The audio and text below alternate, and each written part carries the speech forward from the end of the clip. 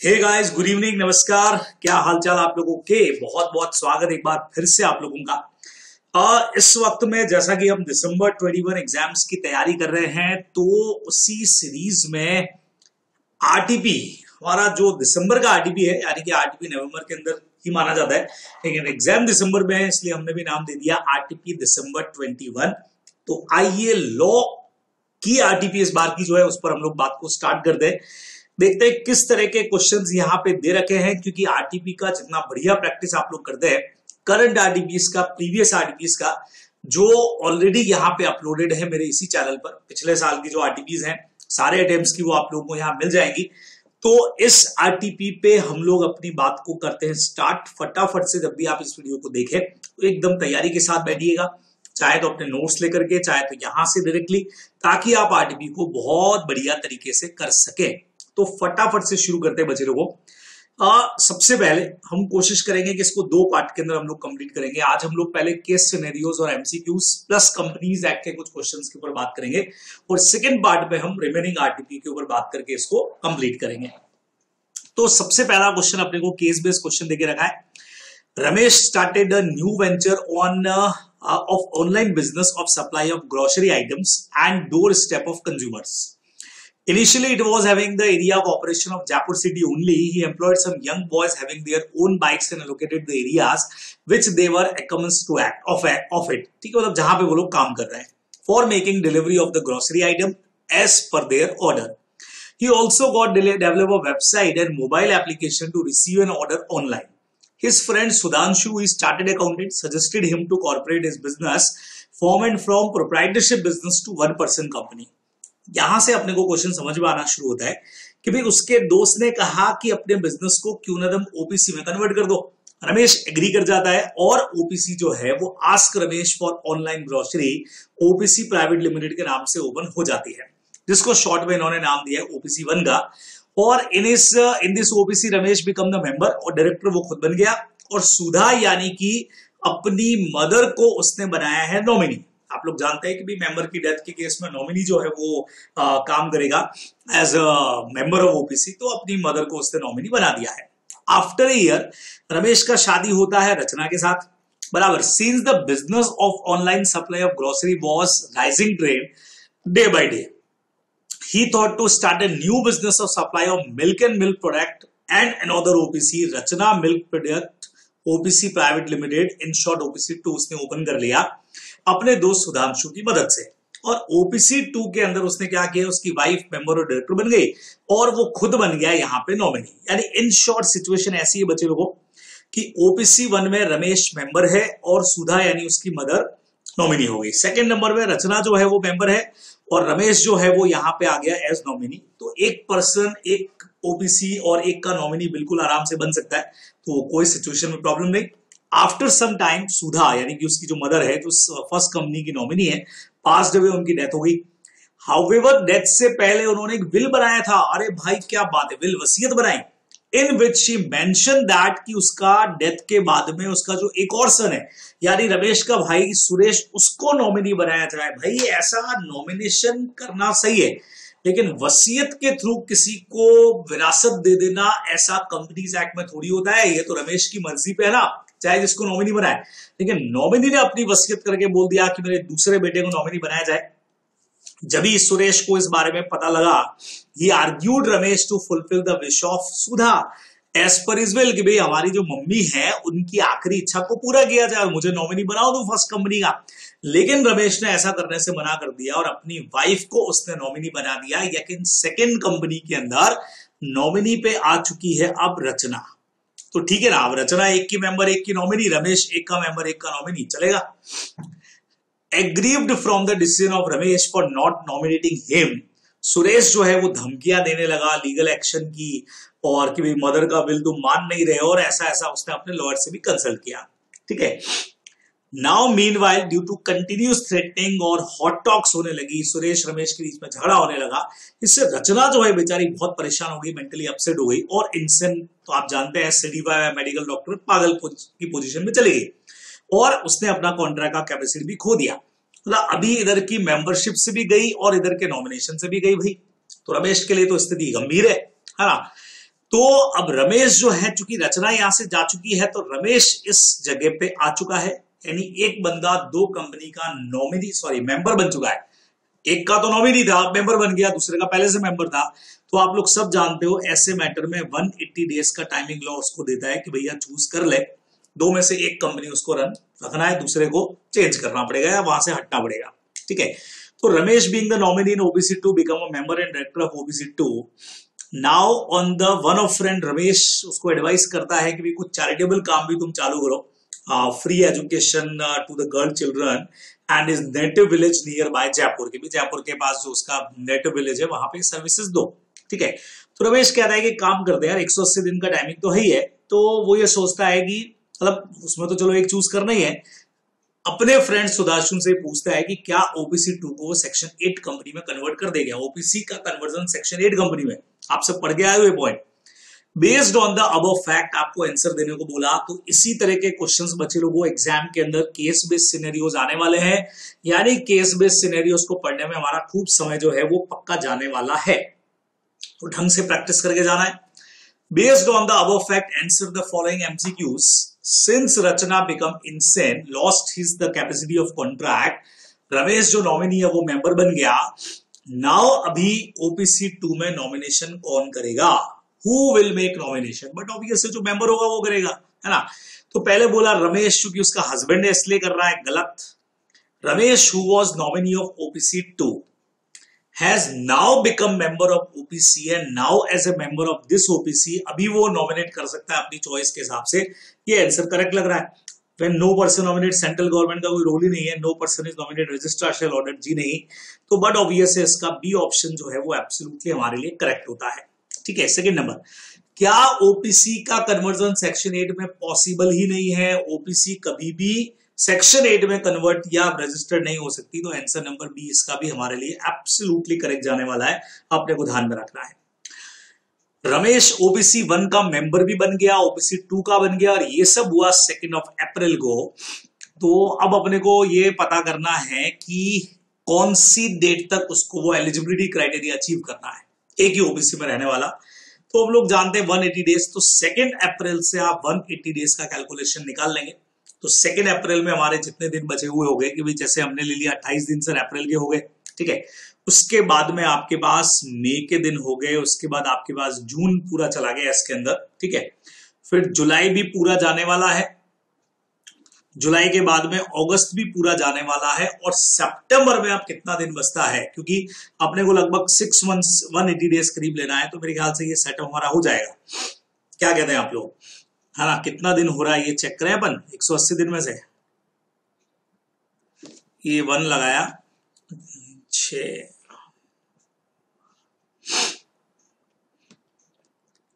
151, sorry 1 तो पहले आ गया था, 151 डेज, क्या कहते हैं आप लोग, 151 दिन, और 180 दिन हमको चाहिए है, तो सितंबर में जाएगा। इतना मैं नहीं भी चेक करूं अगर, तो ये तो पता लग ही गया मुझे कि 180 डेज है, तो इसका मतलब जाना तो किधर ना किधर सितंबर के अंदर ही है, उसके बाद तो कुछ है नहीं। तो मई अगस्त तो हो नहीं सकता, तो 100% डी ऑप्शन होता दिख रहा है।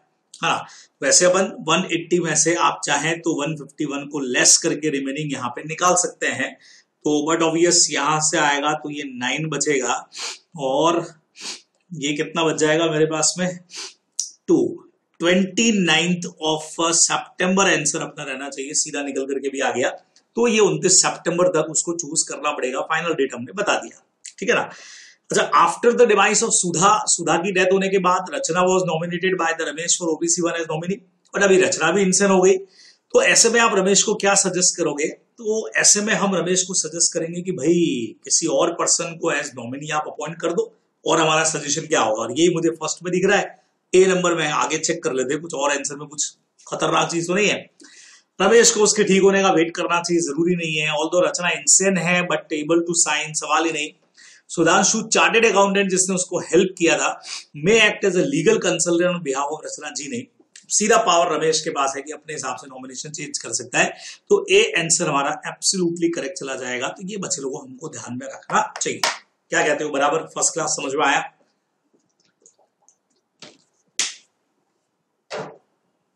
तो ये आपका पहला केस बेस्ड MCQ जो है वो इस तरह से जाने वाला है। आप देख सकते हैं कितना समय हमको लग जाएगा। Raunak and Bhaumik second question कर रहे हैं, are brothers and they are engage in the business of dairy. Okay, 10 cows Raunak के पास में है और रौनक का मंथली रेवेन्यू, जो दोनों भाई डेयरी बिजनेस में है, 10 काउज है रौनक के पास में, मंथली रेवेन्यू उसका दे रखा है एक्सपेंडिचर। क्या बात है, ऐसा लग रहा है अकाउंट्स का क्वेश्चन है कि भाई टैक्स का क्वेश्चन है।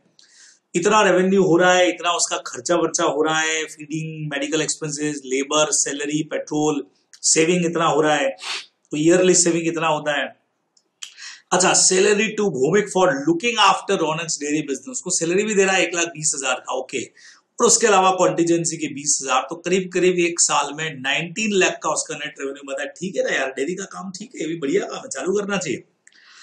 आगे क्या बोला है, रौनक सन चिराग। ओके, यानी जिसका ये सारा फार्म हाउस है, मतलब ये जो काउ फार्म है, ये इसका बेटा रौनक का, वो इंजीनियरिंग कर रहा है डेयरी सर्विसेज के अंदर डेनमार्क से, और उसका फाइनल ईयर है, और वहां उसने काफी सारे इंजीनियरिंग एजुकेशन भी लिया, और नाउ अपने फादर को इनवाइट करता है कि यहाँ आओ, डेयरी बिजनेस के टेक्निकल एस्पेक्ट्स को आप समझो।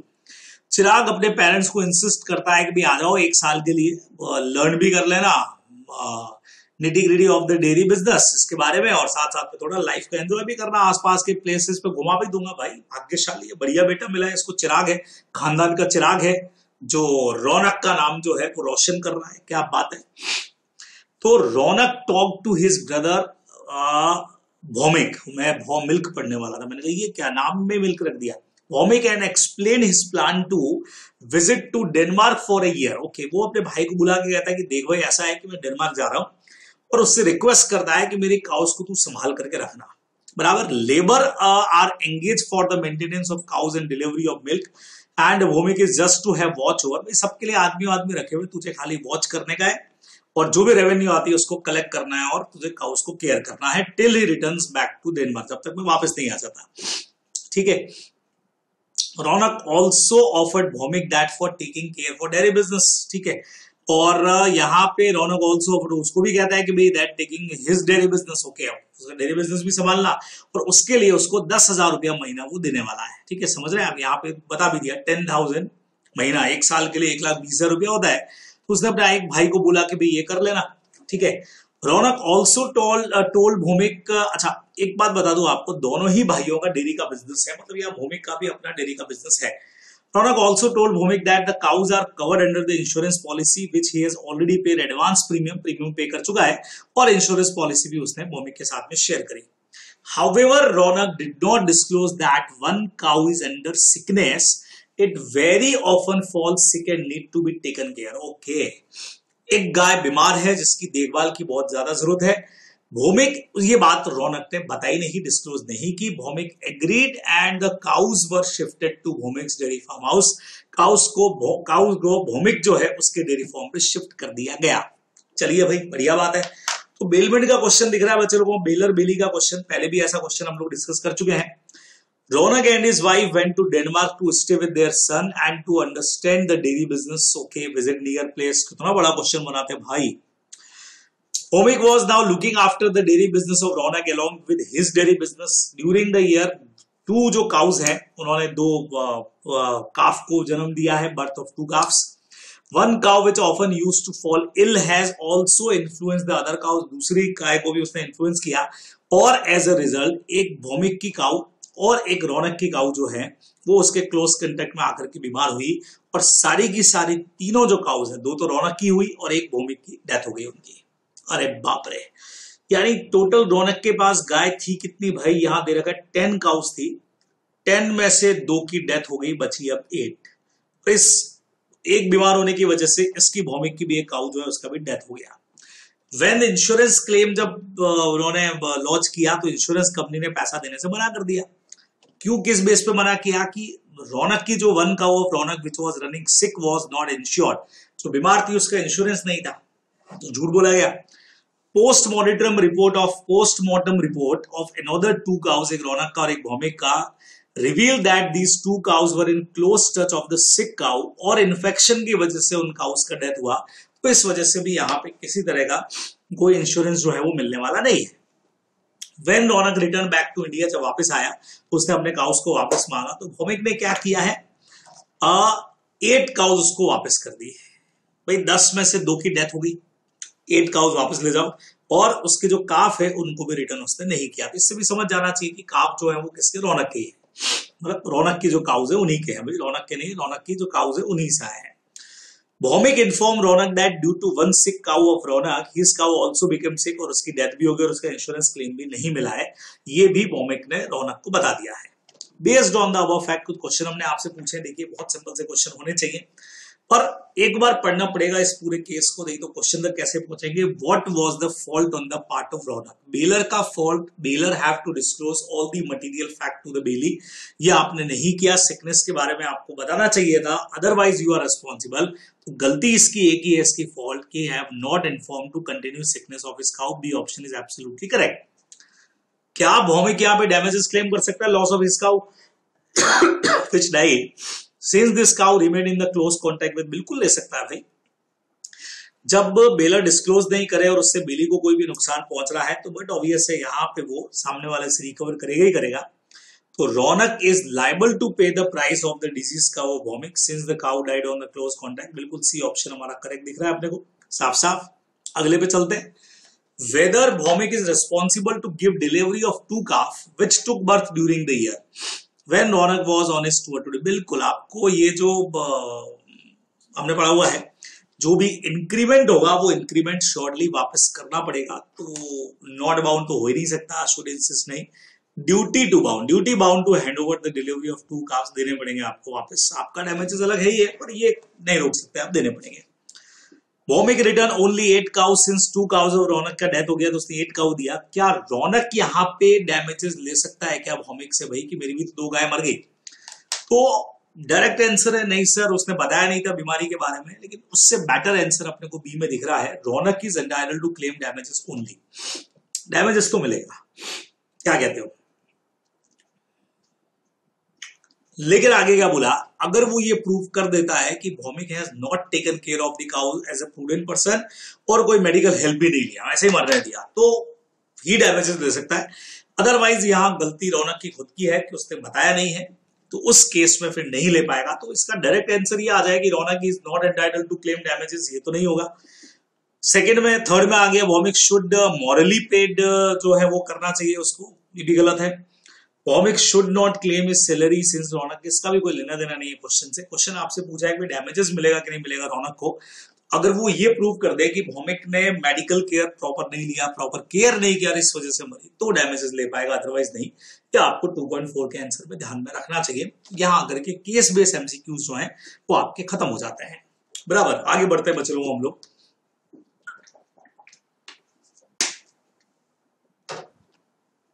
अगला एक डायरेक्ट एमसीक्यू आपके लिए है। A limited made a public issue of debenture, articles जो है वो ऑथोराइज करते हैं, अंडरराइटिंग कमीशन 2% का देना है।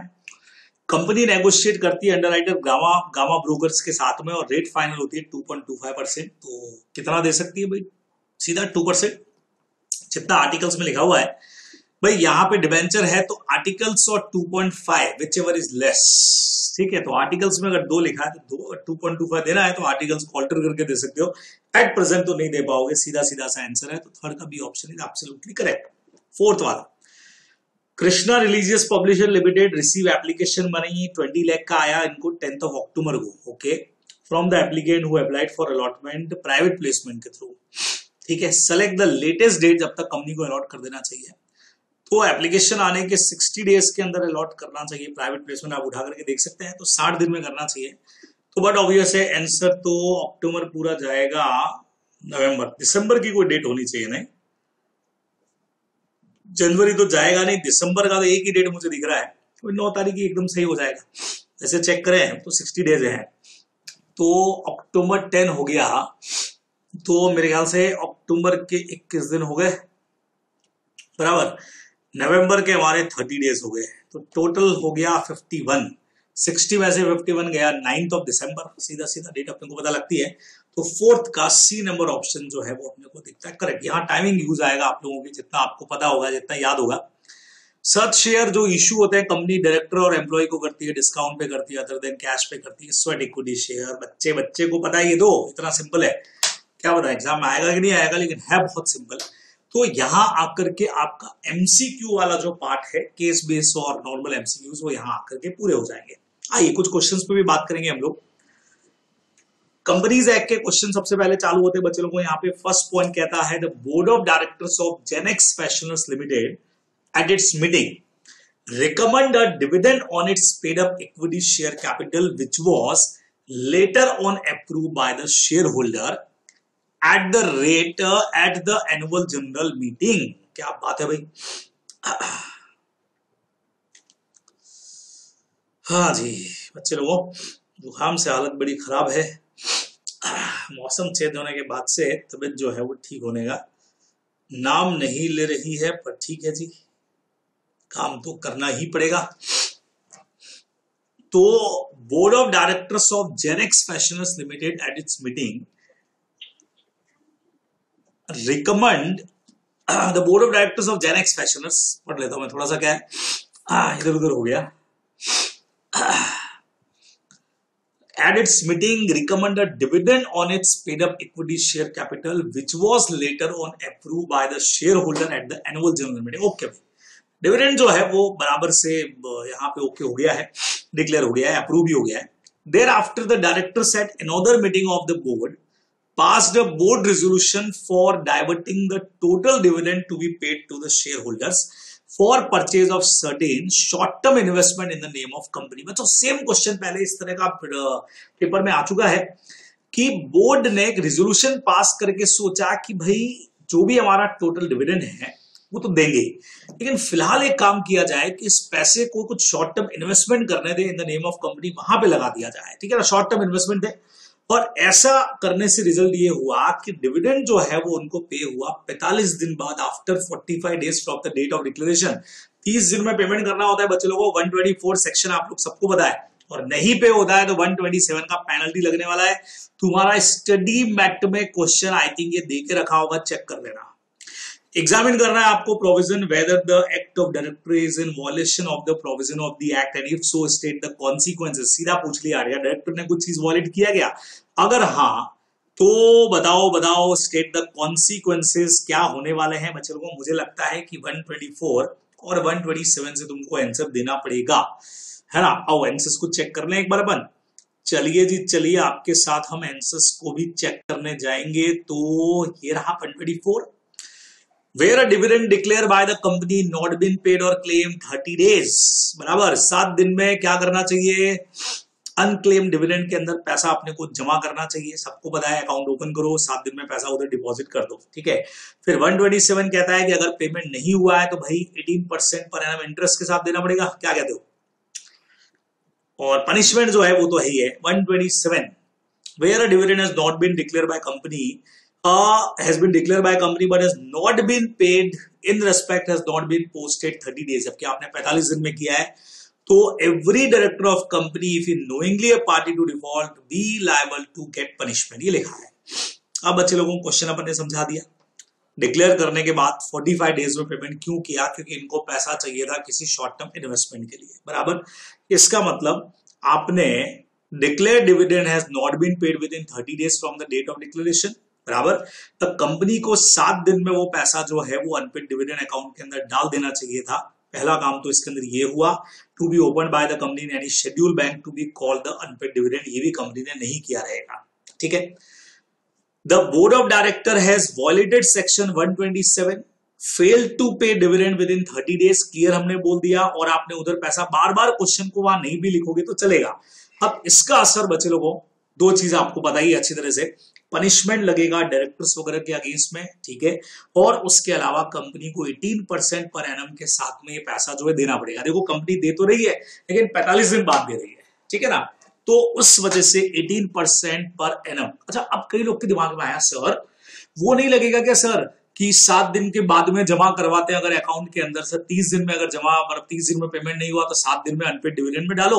अगर वहां नहीं हो पाता है तो सर 12% पर एनम के इंटरेस्ट के साथ अपन डिविडेंड अकाउंट में जमा करेंगे। बच्चे लोगों यहां ये जमा कर ही नहीं रहे, समझ रहे हैं आप भाई, यहां ये सीधा पेमेंट ही कर रहे हैं। क्वेश्चन में क्लियर बोल दिया कि 45 डेज बाद पेमेंट ही हो रहा है, तो सीधा सीधा सा हो गया कि 30 डेज के अंदर पेमेंट की जगह 45 दिन के अंदर पेमेंट जा रहा है। तो इसका मतलब पेमेंट कर रहे हो ना, तो अकाउंट में ट्रांसफर नहीं कर रहे हो, पेमेंट कर रहे हो, तो 18% पर एनम इंटरेस्ट के साथ में ये आपका जो है पेमेंट आपको करना पड़ेगा, प्लस जो भी पनिशमेंट का पॉइंट आप लोग को पता ही है, वो पनिशमेंट अपने को इसके अंदर 127 का लिख देने का है, ये आप लोग ध्यान में रखने वाले हो, ठीक है। तो कहीं कोई कंफ्यूजन नहीं है, स्टडी मैट में भी सेम है। मैंने अपनी रेगुलर क्लास के अंदर भी डिविडेंड के क्वेश्चंस कवर अप किए थे जो स्टडी मैट के, उसमें ये क्वेश्चन आप लोग को दे रखा है, बहुत आराम से आप इस क्वेश्चन को कर सकते हैं। सेकेंड क्वेश्चन क्या कहता है, The board of director of Moonlight Limited, a listed company, appointed Mr. Teja, क्या बात है, chartered accountant as first auditor. Audit का क्वेश्चन भी है, हो सकता है ये, मतलब जो सेकंड ग्रुप वाला ऑडिट है उसमें भी ऐसा क्वेश्चन बनता है। तो बीओडीज है, लिस्टेड कंपनी के हैं, मिस्टर तेजा को अपॉइंट करते हैं first auditor within 30 days of the date of registration of the company. Okay, first auditor बच्चे लोगों, अदर देन गवर्नमेंट कंपनी 139(6) होना चाहिए सेक्शन, आप लोग जानते हो, सेक्शन आप लोग याद रखते हो, 139 जरूर है, 6 है कि नहीं आप चेक करोगे, बराबर। और date of incorporation to conclusion first AGM. First AGM में मिस्टर तेजा वापस से रीअपॉइंट होते हैं, फर्स्ट एजीएम से 6th एजीएम के लिए, क्या बात है, 139(1) सब्सिक्वेंट ऑडिटर का अपॉइंटमेंट ये होना चाहिए। अब आपसे दो चीजें कितनी सिंपल पूछी है, सबसे पहले बताओ तेजा का फर्स्ट अपॉइंटमेंट जो बीओडीज ने किया वो वैलिड है कि नहीं। बच्चे लोगों को मेरे ख्याल से सब जानते हो, इनकॉर्पोरेशन से 30 days के अंदर अंदर बोर्ड को पावर है, बोर्ड नहीं कर पाता है तो फिर शेयर होल्डर्स को करना रहेगा, अदरवाइज 30 days में बोर्ड करे ना, और बोर्ड ने तो कर दिया, क्या बात है, मतलब वैलिड हो गया ये तो, है ना। अभी आंसर चेक करेंगे अपन लोग।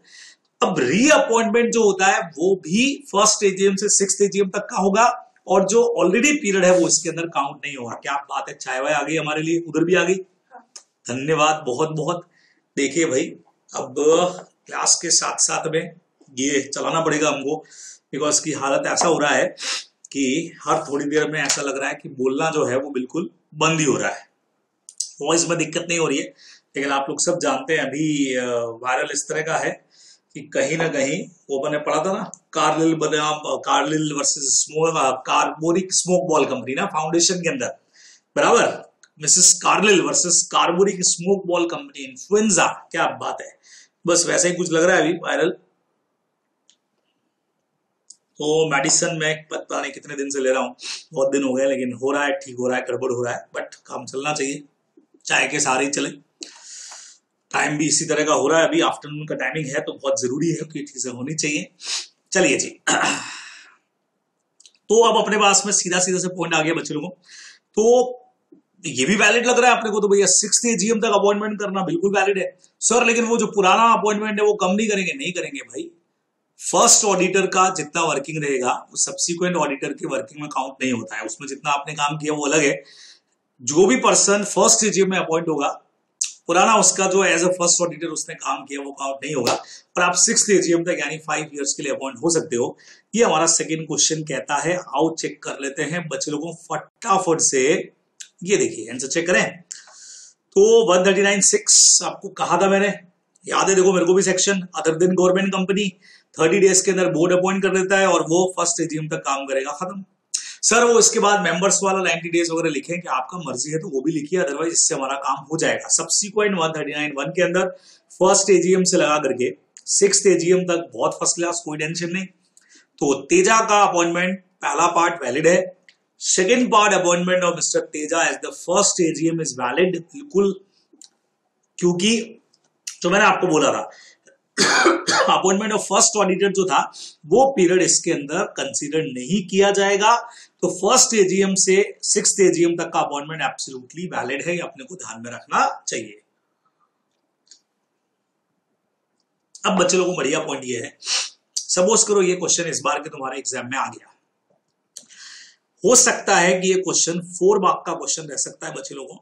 तो 4 मार्क का अगर क्वेश्चन आया तो समझ लीजिए क्वेश्चन के 2 पार्ट पूछे गए हैं। फर्स्ट पार्ट का जो आंसर रहेगा वो 2 मार्क का प्रोविजन। अब इसमें मेरे हिसाब से ऐसा होना चाहिए कि अगर जैसे 4 नंबर का क्वेश्चन है तो 3 नंबर प्रोविजन के होने चाहिए, 1.5 इसके होने चाहिए, 1.5 आपका सेकेंड प्रोविजन का हो जाना चाहिए। सर ये 139(2) भी इन्होंने लिखा है कि लिस्टेड कंपनी जो है वो 5 साल से ज्यादा के लिए 1 टर्म अपॉइंट नहीं करेगी, बिल्कुल आप ये भी लिख सकते हैं। हालांकि आई थिंक ऐसा कुछ पूछा नहीं है क्वेश्चन के अंदर, पर आप चाहें तो लिख दें कि भाई 5 साल इंडिविजुअल पर्सन है तो एक बार ये अपॉइंटमेंट 5 ईयर के लिए होगा, बराबर से। इसके बाद मतलब ये फर्स्ट ऑडिटर हो गया, अब एक बार अपॉइंट हो गया उसके बाद 5 साल का ब्रेक लेना पड़ेगा, क्योंकि इंडिविजुअल पर्सन है। अगर फर्म होती तो 2 टर्म आप काम कर सकते थे। तो 1.5 और 1 नंबर का फाइनल कंक्लूजन, जिसमें मुझे लगता है कि आधा आधा नंबर फिर डिस्ट्रीब्यूट हो रहा बच्चे लोगों, 0.5 इसका होता और 0.5 इसका होता, ऐसा मुझे प्रैक्टिकली यहां पे लगता है। ठीक है सर, अगर ये 5 मार्क का क्वेश्चन होता तो बट ऑब्वियस 1.5 और ये एक एक नंबर के दोनों फाइनल कंक्लूजन रहते। इस तरह से मार्क्स का डिवीजन रहता है एग्जाम्स के अंदर, या आप लोग ध्यान रखेंगे बाकायदा डिस्ट्रीब्यूशन ऑफ मार्क्स होता है। इस तरह से एक बढ़िया सा डिवीजन यहाँ पे हो सकता है, अपने को ध्यान में रखना चाहिए। मैंने एक वीडियो भी शेयर किया था, एक टेस्ट हमने लिया था, वैसे तो मे 22 वालों के लिए लिया था, लेकिन उसका सॉल्यूशन मैंने शेयर किया था। तब भी उसके अंदर मैंने बताया है कि किस तरीके से मार्किंग सिस्टम रहता है, कैसे कैसे मार्क्स मिल सकते हैं। तो आप लोग जरूर देख करके ढंग से पढ़ करके जाएं तो बहुत यूजफुल रहेगा आप लोगों के लिए, ध्यान में रखेंगे। चलिए अगले क्वेश्चन की तरफ बढ़ जाते हैं बच्चे लोगों हम लोग फटाफट से। तो हमारा नेक्स्ट क्वेश्चन यहाँ पे क्या कहता है देखते हैं। चलिए जी, तो किधर गया भाई अगला क्वेश्चन हमारा, कंपनीज लॉ का ही 8 क्वेश्चन टोटल कंपनी के हैं। तीसरा क्वेश्चन कहता है किम प्राइवेट लिमिटेड इनकॉर्पोरेट होती है 30 सितंबर को। It has a paid up share capital 45 crore की। ओके 45 करोड़ का पेड अप कैपिटल। कंपनी का टर्नओवर जो है वो 250 करोड़ का है, और अकाउंट मैनेजर जो है वो इंटीमेट करता है कि उनको इंटरनल ऑडिटर की जरूरत नहीं है। ओके सेक्शन नंबर 138 काम करता है ना इंटरनल ऑडिटर के लिए, तो है ना। The management of company has approach you, आपका एडवाइस चाहिए। बच्चे लोगों को क्या कहते हो? आई थिंक 2 चीजें हैं शायद, 100 करोड़ 200 करोड़ ऐसा कुछ दे रखा है क्या, या तो लोन्स वगैरह है कि कैपिटल है। कैपिटल मुझे उसमें शायद कम लगती है, प्राइवेट कंपनी है तो टर्नओवर अगर 200 करोड़ से बाहर का है तो इंटरनल ऑडिट चाहिए। आई थिंक ऐसा कुछ प्रोविजन है, चेक करें अपन। आइए, इसमें अपॉइंटमेंट जरूरी लग रहा है अभी मुझे तो कि होना चाहिए। 200 करोड़ का मुझे टर्नओवर कुछ याद आ रहा है, ऐसा कुछ देखिए आपको याद है कि नहीं है? हाँ जी सही था, कैपिटल की तो रिक्वायरमेंट थी नहीं, टर्नओवर और लोन्स का रिक्वायरमेंट था। टर्नओवर 200 करोड़ या उससे ज्यादा का है अगर किसी प्राइवेट कंपनी के अंदर, या फिर जिनका outstanding loan borrowings from bank और फाइनेंशियल इंस्टीट्यूशन अगर वो 100 करोड़ और मोर हो जाए एनी पॉइंट ऑफ टाइम पे, तो इसकी इंफॉर्मेशन तो गिवन ही नहीं है। कैपिटल जिससे कोई लेना देना नहीं, टर्नओवर 200 करोड़ या उससे ज्यादा हो गया तो अपने को चाहिएगा internal auditor. Shall be required to appoint internal auditor, individual या फर्म जो भी। अब इधर कैपिटल से मतलब नहीं, लेकिन टर्नओवर 250 करोड़ हो गया, क्राइटेरिया अचीव हो गया, इट मींस अपने को इंटरनल ऑडिटर का जरूरत यहाँ पे पड़ने वाला है। बहुत सिंपल सीधा सीधा सा क्वेश्चन आ गया एग्जाम में, तो नंबर फुल में से फुल मिलने वाला है तुमको। नेक्स्ट नंबर थ्योरी क्वेश्चन है भाई, आराम से कर सकते हो। डिफाइन द टर्म चार्ज का डेफिनेशन बता दो। एक्सप्लेन करो punishment for default with respect of registration of charge. अगर रजिस्ट्रेशन ऑफ चार्ज टाइम पे नहीं कराया, आई थिंक सेक्शन 86 के अंदर आपको इसका पनिशमेंट दे रखा होगा भाई, वो आपको लिख देने का है। तो पनिशमेंट आप खुद ही कर लेंगे, मैं नहीं करवा रहा हूं, डायरेक्ट क्वेश्चन है। I think section 86 yes, punishment for contravention दे रखा है, और साथ में वो 447 भी लगता है। वो जो पूरा पार्ट है आपका वो एज इट इज आपको याद करके जाने का, लिखने का है, बराबर। चलो, तो चार्ज वाले चैप्टर में अक्सर पनिशमेंट वगैरह पे क्वेश्चन आ जाते हैं। वैसे तो सारे आप याद नहीं कर रहे हो, लेकिन जो मेन बड़े बड़े सेक्शन जो अलग से पनिशमेंट गए इस तरह के, उनको जरूर पढ़ करके जाओ। नेक्स्ट पे आते हैं, yellow private limited unlisted company है, 2012 में रजिस्टर्ड होती है। कंपनी का शेयर कैपिटल है 50 करोड़ का। ठीक है भाई, company decided to issue sweat equity shares to its director, अच्छा, एंड एम्प्लॉइज, और वो डिसाइड करते हैं 10% of equity share, sweat equity share इनको इशू करना है, which is total will add up 30%। Okay, will in total मतलब पुराने और नए स्वेट इक्विटी मिलाकर के 30% हो जाएंगे। तो अपने पास एक लिमिट थी ना ओवरऑल की भी और इंडिविजुअल हर साल की भी, ऐसा कुछ है। And with a locking period of 5 years, 3 साल का लॉकिंग पीरियड था, ऐसा कुछ था।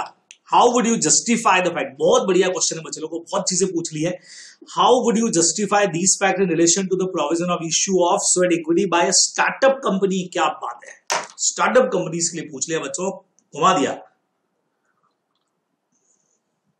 तो नॉर्मल लिमिट कितना है, और स्टार्टअप कंपनीज के लिए 10 साल हमने कितना 50% रखा हुआ या कितना है, या नॉर्मल कितना होता है, वो सब प्रोविजन देखना पड़ेगा। तो आइए स्वेट इक्विटी शेयर्स पे चलते हैं। सेक्शन नंबर बच्चे लोगों कौन सा है, 54 काम करता है क्या?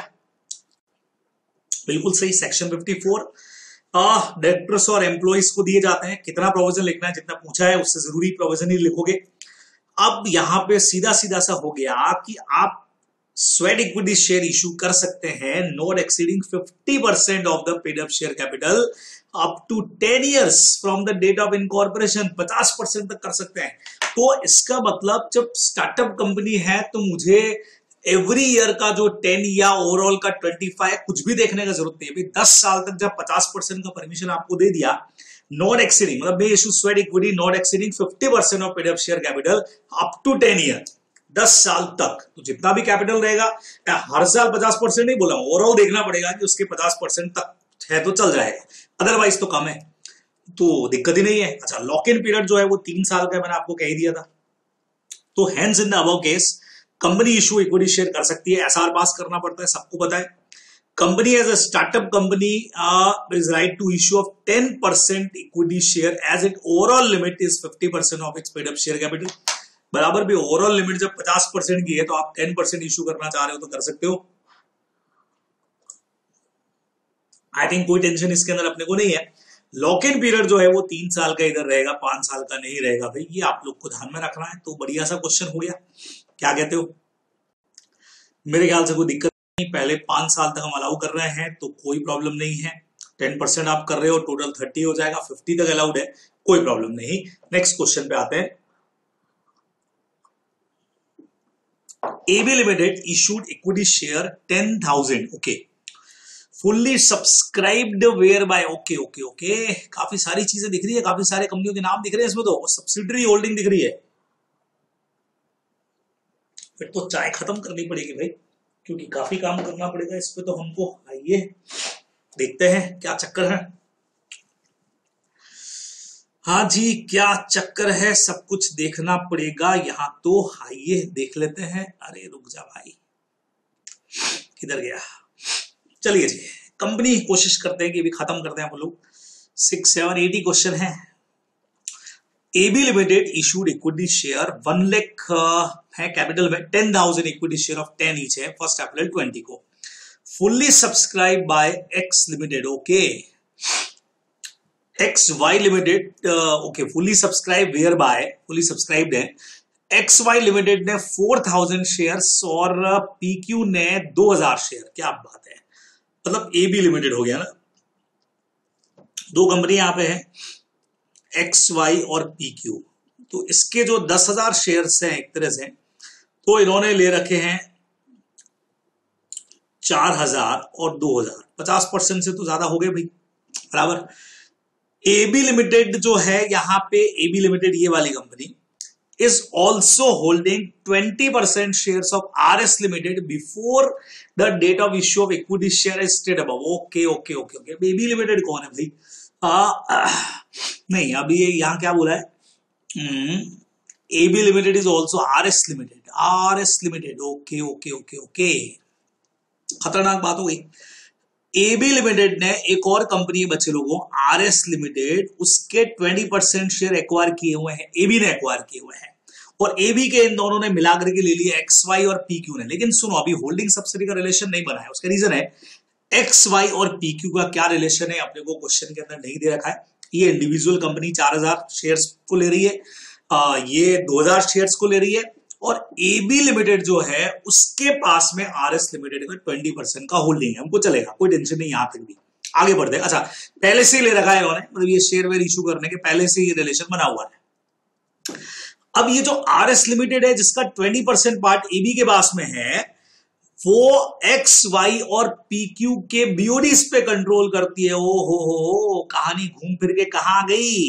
इन दोनों की होल्डिंग कंपनी आरएस है, ओके, जिसके 20% पार्ट पे ऑलरेडी एबी का कंट्रोल है। अरे बाप रे, मस्त क्वेश्चन घुमाया है। अब आपसे क्वेश्चन क्या पूछा है बच्चों को? बहुत सिंपल बात हो गई, बढ़िया पॉइंट इन्होंने दे दिया, यानी अल्टीमेटली होल्डिंग कंपनी तो आरएस ही कहलाएगी। क्या कहते हो आप? देखो, आरएस एक कंपनी हो गई जिसकी पहले से 2 सब्सिडरियां थी, एक्स वाई और पीक्यू, ठीक है। अब आरएस जो है उसका 20% पार्ट एबी के पास में था। 20% पार्ट से होल्डिंग सब्सिडी तो नहीं बनता है, लेकिन ठीक है, एसोसिएट कंपनी का रिलेशन बन सकता है। अब एक्स वाई और पीक्यू ने मिलकर क्या कर लिया, वो जो आरएस का जिसके पास में 20% था ना एबी, उसका इन्होंने 4000 और 2000 का शेयर परचेस कर लिया। तो एक तरह से हमारी जो पहले से होल्डिंग कंपनी थी आरएस, वो एबी की भी क्या बन गई, होल्डिंग कंपनी बन गई इनडायरेक्टली, उसकी सब्सिडीज ने खरीद लिया है। ठीक है, तो क्वेश्चन हमने पूछा क्या एबी आरएस की सब्सिडरी होगी, क्या हो गई ना सर, एबी हो गई आरएस की सब्सिडरी। क्योंकि सब्सिडरी बनने के लिए क्या होना चाहिए, वोटिंग राइट्स पर कंट्रोल मोर देन 50% के। अब वो चाहे आप आरएस खुद एक्वायर करे या आरएस अपनी सब्सिडरीज के थ्रू करे, तो आरएस ने अपनी सब्सिडरीज के थ्रू कर लिया है। अब क्वेश्चन में 10,000 वोट्स, 10,000 शेयर या 1 लाख का कैपिटल है, तो 1 लाख वोट्स मान लो, 1 शेयर 1 वोट, डीवीआर बोला नहीं है, तो 1 शेयर पे 1 वोटिंग राइट मिलना चाहिए, या एक कैपिटल 1 पे 1 मिल जाए। तो मैं तो कह सकता हूं 10,000 शेयर है तो 10,000 का वोटिंग राइट है, मोर देन 50%, 6,000 के वोटिंग राइट इनके पास में आ गए, तो बिल्कुल यस सब्सिडरी कंपनी बनेगी। अच्छा, अब वो एबी लिमिटेड ने जो ऑलरेडी 20% के शेयर ले रखे आरएस के अंदर, कंटिन्यू करो ना, आरएस सेक्शन नंबर कौन सा अपना 19 था ना, यस। अगर सब्सिडरी ने होल्डिंग सब्सिडरी का रिलेशन बनने के पहले से शेयर एक्वायर किए हुए तो चलने दो, कंटिन्यू रहेगा। हाँ, लेकिन वोट देने का राइट नहीं मिलेगा। अगले में पूछ लिया एबी लिमिटेड क्या वोट कर सकती है क्या आरएस की मीटिंग्स के अंदर, वो नहीं कर पाओगे सर, वोटिंग का राइट नहीं मिलेगा आपको, बाकी आपके राइट सिक्योर है। बढ़िया क्वेश्चन बनाया है बच्चे लोगों, 6th क्वेश्चन, बढ़िया बढ़िया बढ़िया क्वेश्चन बनाया है। आप चेक कर लो 6th क्वेश्चन किधर है भाई, ये रहा। पहले सब्सिडरी होल्डिंग का डेफिनेशन दे दिया, देखो, control on composition of BOD, 1/2 of the total voting power. फिर देखो सेक्शन 19 जो मैंने आपको समझाया था, पहले से हेल्ड किया तो चलने दो भाई। फिर पूरा क्वेश्चन का सिस्टम समझा दिया तुमको, ये चीज सबसे खतरनाक है, सबसे बढ़िया। 10,000 इक्विटी शेयर में से 4 और 2 इन्होंने लिए, हम कंसीडर करेंगे, मैं सब लोगों को यहां सिखाना चाह रहा हूं, डायरेक्ट कैपिटल पे क्वेश्चन नहीं करना, मार्क्स कटेगा।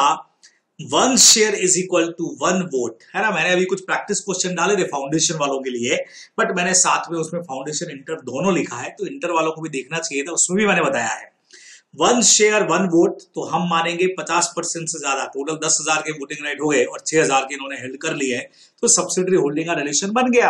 और पहले से अगर आप बने हुए हो मेंबर तो चलने दो, ये देखो पूरा प्रोविजन समझा दिया। पहले का आंसर गया यस, एबी जो है वो बिल्कुल उसकी सब्सिडरी कंपनी मानी जाएगी आरएस की, क्योंकि उसने अपनी सब्सिडरीज के थ्रू एक्स वाई और पीक्यू के थ्रू मिलकर के लिया है। सेकंड नंबर यस, अभी भी आप कंटिन्यू कर सकते हो, क्योंकि रिलेशन बनने के पहले से आप मेंबर थे, तो बिल्कुल आप कंटिन्यू कर सकते हो।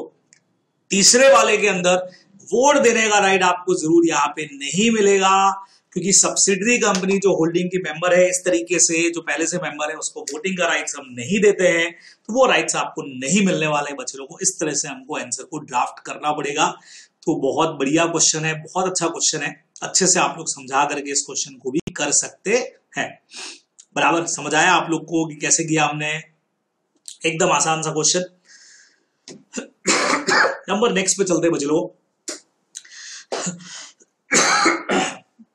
नटी buddy limited is a manufacturing premium quality milk based ice cream in 2 flavour, chocolate और बटर स्कॉच। ऐसा भी कोई क्वेश्चन आई थिंक कहीं से किया लगता है। Company call AGM in order to lay down its FS through share holder approval. AGM को बुलाया लेकिन कोरम की वजह से मीटिंग कैंसिल हो गया। यार ना भाई ना, आइसक्रीम का तो फालतू टाइम पास लाइन लिख दिया उन्होंने, चॉकलेट बटर स्कॉच, जबकि क्वेश्चन तो एजीएम का है, एजीएम का भी एनुअल रिटर्न का लग रहा है ना। Also the director of company did not file annual return, ये लाइन दिखी गई थी मुझे, एनुअल रिटर्न का ही लगा होगा। The director were of idea that, उनको लग रहा था कि भाई डेट ऑफ एजीएम से 60 डेज के अंदर सबमिट करना होता है, रिटर्न का टाइमिंग ही होता है ना, 60 days from the date of AGM. अगर एजीएम तो कैंसिल हो गई तो जरूरत ही नहीं अपने को। Director were of idea that the time of filing return within 60 days from the date of AGM would not apply, क्योंकि एजीएम कैंसिल हो गई। गलत था, हम जानते हैं सेक्शन 92 क्लियर बोलता है जिस दिन एजीएम हुआ, नहीं तो जिस दिन होना चाहिए था, बराबर, तो 30 सितंबर तक एजीएम होता है, नहीं किया तो वहां से 60 डेज के अंदर आपको सेंड करना चाहिए था, सीधा सीधा सा है। तो आपसे बच्चों इसमें भी पेनल्टी पूछ लिया, सेक्शन 92 का पेनल्टी भी इधर पूछ लिया है। If company has contravened the provision, मतलब कंपनी ने तोड़े ही है, दिख ही रहा है, पेनल्टी पूछ लिया फिर से एक बार क्वेश्चन। तो आप लोग अक्सर पूछते भी हो सर पेनल्टी के इंपॉर्टेंट क्वेश्चन कौन से है, तो या आरटीपी एमटीपी में जो देके रखा है वो तो पढ़ के जाना ही जाना है पेनल्टी अपने को। ये देखो सेक्शन 92 60 डेज, एजीएम अगर हेल्ड नहीं होती है तो जब एजीएम होनी चाहिए थी, शुड हैव बीन हेल्ड, वहां से 60 डेज में अपना जाना चाहिए, ठीक है। और together with statement for reason. उसके अलावा ये पेनल्टी का पूरा प्रोविजन आ गया बच्चे लोगों, तो फाइनल अपन ने लिख करके और पेनल्टी यहाँ पे समझा दिया है कि वो ऊपर जो पेनल्टी लिखा है वो पेनल्टी यहाँ पे लगने वाला है, कि अपने को ध्यान में रखना है। सीधा सीधा सा क्वेश्चन है। आओ हमारा एक आखिरी क्वेश्चन और है, उसको भी देख लिया जाए ताकि खत्म हो जाए, कंपनीज का पोर्शन अपना खत्म हो जाए। तो नेक्स्ट वाले के अंदर फिर हम लोग जो है बाकी के जो पोर्शन हैं उनके ऊपर बात करके इसको खत्म करेंगे, क्योंकि कॉन्ट्रैक्ट के भी क्वेश्चंस रहेंगे, एक साथ बहुत ज्यादा हो जाएगा, तो हम कंपनीज पे बात करके इसको आज खत्म करेंगे। 500 equity share of ABC Limited were acquired by Mr. Amit, but the signature of Mr. R. Manoj, the transferer, on the transfer deed was forged. Okay. Mister Amit जो है आफ्टर, ये क्वेश्चन तो बहुत जबरदस्त है भाई, फ्रॉस्ट ट्रांसफर का question है, फॉर्जरी का, और एक बहुत जबरदस्त बात आपको मैं बताने वाला हूं। 500 equity share of ABC Limited were acquired by Mr. Amit. Signature जो है वो मिस्टर मनोज जो ट्रांसफरर है ट्रांसफर डीड के, उसके साइन इस पर फर्जी है। समझ रहे हैं? अमित को यहाँ 500 शेयर एक्वायर किया अमित ने, लेकिन ट्रांसफरर जो ओरिजिनल शेयर ओनर होल्डर है उसके साइन फर्जी है। Mister Amit after the getting the share registered in his name, same question study mat में है, सेम पॉइंट है, sold 250 equity share to mister Abhi on the strength of share certificate issued by ABC limited. 250 share वो आगे mister अभी को transfer करता है, और अमित और अभी दोनों को ही फॉर्जरी के बारे में नहीं पता है। बच्चों 3 लोग हो गए, 4 लोग हो गए वैसे तो। यहाँ पे मनोज जो ओरिजिनल शेयर होल्डर है, अमित जिसके फेवर में शेयर ट्रांसफर हुए लेकिन उसको फ्रॉड का पता नहीं है, आगे इनोसेंट बायर एक और है अभी, जो इनोसेंट बायर है उसको भी बेचारे को फॉर्जरी के बारे में नहीं पता। आपसे पूछा यहाँ पे मनोज, अमित और अभी के राइट्स आपको बताने against the company with reference to the aforesaid share. तो हम लोग शुरू से पढ़ते आए, आई थिंक स्टडी मैट में भी आप लोग चेक करना, मैं आपको बता देता हूं। अभी क्लियर है कि भाई यहां पे ये लोग कंपनी से रिकवर कर लेंगे और कंपनी जो है वो इनोसेंट पर्सन से रिकवर कर लेगी, ऐसा प्रोविजन जो है वो हम लोग ने पढ़ा हुआ है। मैं इसको चेक करता हूं, आप देखिए, मैं स्टडी मैट से इसको चेक करता हूं सीधा सीधा सा।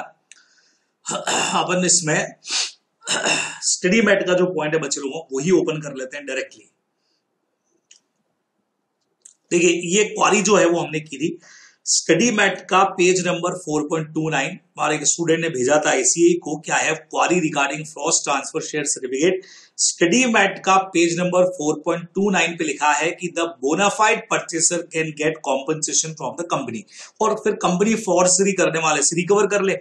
लेकिन इस आरटीपी के क्वेश्चन नंबर 8 के अंदर लिखा है कि bona fide purchaser has no right against the company, so which provision to be followed. अभी अपन स्टडी मैट भी चेक करते हैं। आईसीए का आंसर ये था, dear student your point has been noted and due care will be taken. तो भाई हमको करना क्या है ये तो बताओ आप, हम स्टडी मैट का फॉलो करें कि आरटीपी का फॉलो करें, ये बहुत जबरदस्त वाली बात हमारे लिए हो जाएगी। तो बच्चे लोगों एक काम कर लेते हैं अपन, अभी तुरंत हम लोग चलते हैं सीधा सीधा सा, कहां चले हम चलते हैं बच्चे लोगों आईसीआई पे, ठीक है। आईसीआई ये आपका इंटरमीडिएट हो गया, इंटरमीडिएट के अंदर ये आपका कॉर्पोरेट एंड अदर लॉस, ये आपका स्टडी मैट हमारे लिए तो ये वाला है मई 2021 के बाद वाला, बाकी तो 22 के लिए आया है। और इसमें हमारा ये टॉपिक जो है फ्रॉस्ट ट्रांसफर वाला, वो शेयर कैपिटल वाला चैप्टर में ही होना है। और पेज नंबर जो स्टूडेंट ने दिया है वो 4.29 वैसे दिया है हमको, हम चेक कर लेते हैं बच्चे लोगों कि 4.29 पे ऐसा कुछ है क्या। चलिए ये रहा, ठीक है। अब इसमें इन्होंने बोल दिया है फ्रॉस्ट ट्रांसफर। देखो, a forged transfer is a nil, is not legally binding. Forged transfer take place with the company effect transfer of share on the basis of an instrument of transfer. और इसमें इसने बोल दिया कि signature of transferor at the same time the transferor who is the real owner continue to be share holder, accordingly the company can be force him to delete the name of transfer. ये ठीक है। अच्छा, फिर आगे इन्होंने ये भी बोल दिया है restoring the name the company में भी, ये देखिए बच्चे लोगों को देखिएगा, द कंपनी में भी सेकेंड पैरा की लास्ट 3rd 4th लाइन में, द कंपनी में be asked to compensate the new genuine buyer who exercise good faith in purchasing the share. As a remedy, company may get itself indemnified by the first transferee who used the fraud instrument। तो company एक बार चुका देगी, बाद में company वापस recover करेगी। ये चीज इन्होंने यहाँ पे आंसर में क्लियर कट बोला है कि कंपनी यहाँ पे लायबल होगी बोनाफाइड परचेजर के लिए। ये आपको स्टडी मैट से बता रहा हूं बच्चे लोगों में, और ऐसा मुझे लगता है क्वेश्चन भी होना चाहिए था अपने पास में। आई थिंक सेम क्वेश्चन एक यहाँ पे है फ्रॉस्ट ट्रांसफर का, अपने नोट्स में भी है बच्चे लोगों, और यहां पे भी मैं एक बार चेक करना चाह रहा हूं कि कोई ऐसा क्वेश्चन अपने पास में है क्या। अगर है फ्रॉस्ट ट्रांसफर का तो देख लेते हैं, चेक कर लेते हैं, नहीं तो आपको मैंने बता तो दिया ही है कि क्या था प्रोविजन एक्चुअल के अंदर। नहीं, यहां तो क्वेश्चन नजर नहीं आ रहा है मुझे फ्रॉस्ट ट्रांसफर का, नहीं यहां पे नहीं है, लेकिन क्लियर वहां पे अपने को बोल दिया था इन्होंने कि भाई फ्रॉस्ट ट्रांसफर अगर है तो किसको क्या राइट्स मिलने वाला है। ठीक है, अब प्रोविजन साफ कह रहा है वहां पे कि भाई कंपनी जो है वो बोनाफाइड बायर को दे देगी और फिर कंपनी खुद उस फर्स्ट ट्रांसफरी से यहां पर रिकवर करेगी। अब यहां आईसीआई आंसर में क्या लिखता है वो एक मामला बड़ा कंफ्यूजिंग है, क्योंकि ये स्टूडेंट ने मुझे डाउट सेंड किया था, फिर हमने आईसीआई को भिजवाया, आईसीआई का रिप्लाई आपको मैंने बता दिया। अब यहां पहले फ्रॉस्ट ट्रांसफर के बारे में बता दिया है। सेकेंड पैरा कहता है हाउएवर, देखो फर्स्ट तो लिखा दिया, शेयर सर्टिफिकेट के बारे में डिटेल दे दिया। However a forged transfer is nil, it does not give the transferee mister Amit any title to the share. ये बात सही है, ट्रांसफर अमित ने अभी को किया तो उसको भी कोई गुड टाइटल नहीं मिलेंगे, कुछ भी नहीं मिलने वाला है, क्योंकि जिसके पास गुड टाइटल होगा वही आगे गुड टाइटल लेगा। Therefore, if the company act on a frost transfer and remove the name of real owner Manoj का नाम कट कर दी है तो company is bound to restore the name. ये बात से तो हम एग्री करते हैं कि ओरिजिनल ओनर का नाम वहां पे वापस आने वाला है और उसको सारे डिविडेंड वगैरह भी मिलने वाले हैं। अब आगे बढ़े, mister Manoj is right against the company to get the share recorded in his name, बिल्कुल सही है।